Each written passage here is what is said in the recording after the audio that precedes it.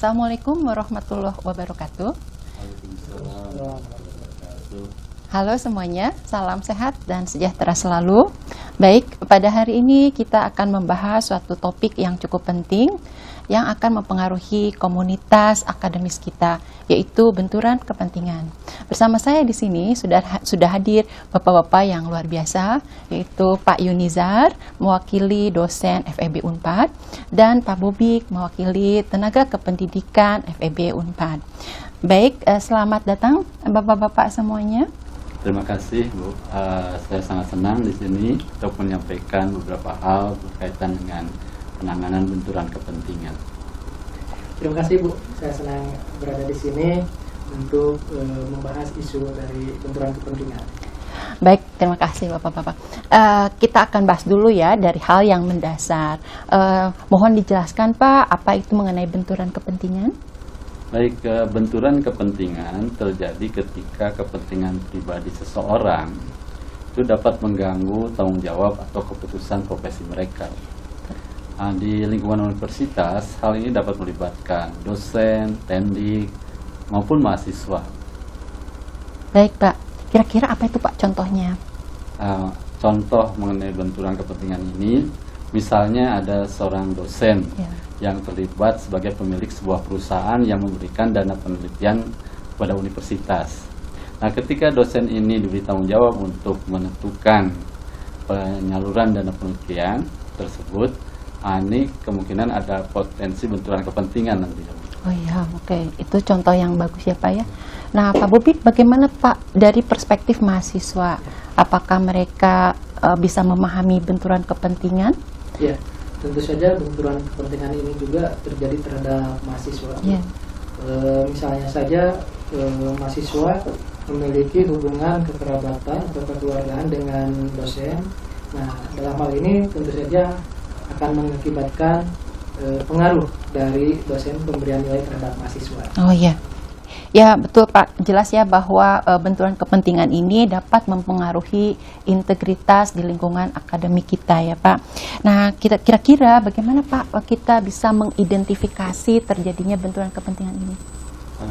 Mengidentifikasi benturan kepentingan ini sering melibatkan transparansi dan sangat penting untuk mengidentifikasi benturan kepentingan kepada pihak yang relevan. Nah, setelah diidentifikasi, cara mengelola benturan kepentingan ini dapat mencakup misalnya pengunduran diri dari posisi tertentu, melibatkan pengawasan yang tidak memihak, atau bahkan membuat sebuah pedoman agar tidak terjadi bias. Baik, kalau dari sisi mahasiswa bagaimana Pak? Mahasiswa juga harus transparan tentang potensi benturan apapun yang terjadi itu, di mana para mahasiswa ini dapat berbicara langsung dengan dosen dari tim zona integritas FEB Unpad ataupun dengan dosen wali dari mahasiswa tersebut, yaitu untuk menemukan cara terbaik mengelola solusi dan memastikan keadilan serta integritas dalam pekerjaan mereka. Gitu, baik, terima kasih. Nah sekarang kita bahas bagaimana pencegahannya Pak.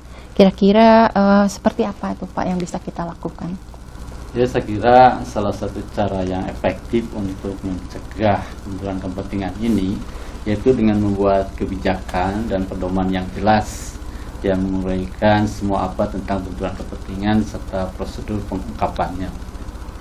Nah, sosialisasi juga merupakan satu cara yang efektif untuk mencegah benturan kepentingan ini, sehingga semua orang bisa memahami dan mengenal potensi-potensi masalah benturan kepentingan. Ya baik, terima kasih.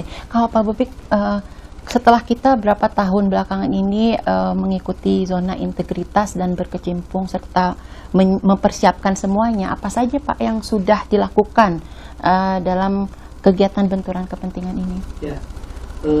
Dalam hal ini FEB secara rutin mengupdate data relasi kepentingan, misalnya saja data dosen dan data mahasiswa yang memiliki hubungan kekerabatan, serta FEB juga secara berkala menyiapkan laporan-laporan terkait identifikasi potensi benturan kepentingan dan melakukan sosialisasi untuk meningkatkan awareness sivitas terkait benturan kepentingan tersebut. Baik. Nah, kita sepertinya sudah cukup banyak ya membahas benturan kepentingan, dari mulai penjelasan dasar, kemudian cara pencegahan, identifikasi, dan membahas juga berbagai kegiatan yang sudah dilakukan di benturan kepentingan ini ya. Baik, sebelum kegiatan hari ini kita berakhir, kira-kira apa Pak ada yang bisa disampaikan sebagai penutup? Ya, saya ingin menekankan pentingnya menciptakan lingkungan yang jujur dan transparan. Dan mari kita semua memastikan bahwa universitas kita ini tetap berintegritas. Iya, baik. Dari Pak Bobi mungkin? Saya setuju dengan adanya sosialisasi seperti ini tentang benturan kepentingan dan menerapkan langkah-langkah untuk pencegahan. Kita dapat mempertahankan kepercayaan terhadap institusi pendidikan kita.